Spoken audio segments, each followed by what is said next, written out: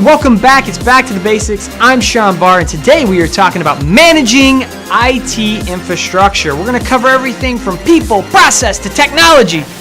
Let's go.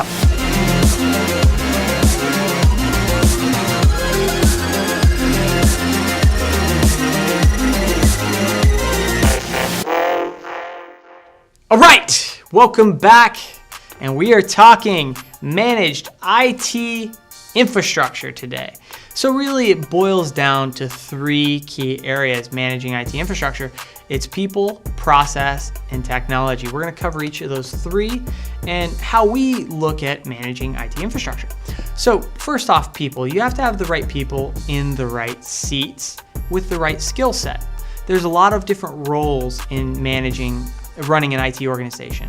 And one of those roles is reactive. So who's going to be responsible for those reactive issues, those requests, those networking alerts, things like that? Who's going to be responsible for the proactive tasks like lifecycle management, iOS upgrades, evaluating security vulnerabilities, things like that? And then who's going to be the technology architect to paint the roadmap for what you're going to do in the future, what infrastructure technologies you're going to look at to implement over time, things like that. So you need the right people in the right roles doing the right things. Process, that kind of ties into doing the right things. What's the process for reviewing your technology, and how do you ensure the lifecycle management is being done on a regular basis? How do you ensure that configuration reviews are happening on a regular basis? How do you ensure that change management is following the proper channels? What about issue management and issue tracking? All of that's governed by process. And so there's going to be a process around issue resolution, a process around change management, a process around iOS and configuration review, a process around lifecycle management. So all of these things will tie together in how effective and efficient you can run your IT organization.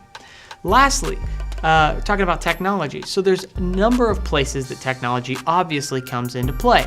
It's around the data center. It's around your infrastructure, your software stack.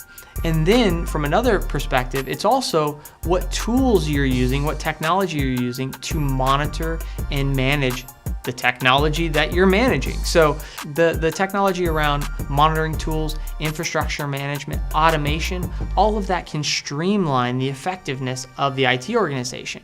And what do we mean by effectiveness? Well, it's preventing problems, reducing noise or complexity, and it's also lowering the amount of time that each individual person needs to work on the infrastructure itself.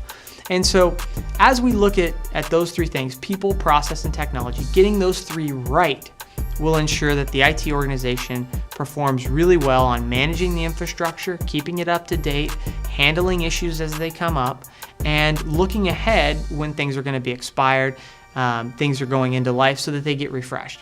It's also a reason why a lot of companies look at MSPs or managed service providers, managed infrastructure providers, to take on the management of the infrastructure layer.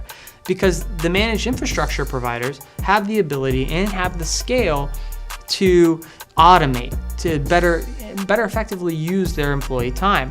And they can often do it at a lower cost than what organizations can do it for themselves. I think that's it. If you're looking to optimize your IT organization, think about people, process, and technology. Do you have the right people in the right seats? Do you have the right process for each of the things that you're trying to achieve? And do you have all the right technology to manage and maintain your infrastructure? As well as, do we have the right technology that is running our core business? If you don't want to figure all of that out, maybe look at a managed infrastructure provider that can do it more efficiently and cost effective. Because maybe it makes more sense to have your own people work on application performance or optimization of the business instead of focusing on the network plumbing. If I said anything that you want more information about, leave a comment. Make sure you like and subscribe, and we will see you on the next Back to the Basics. Thanks for watching.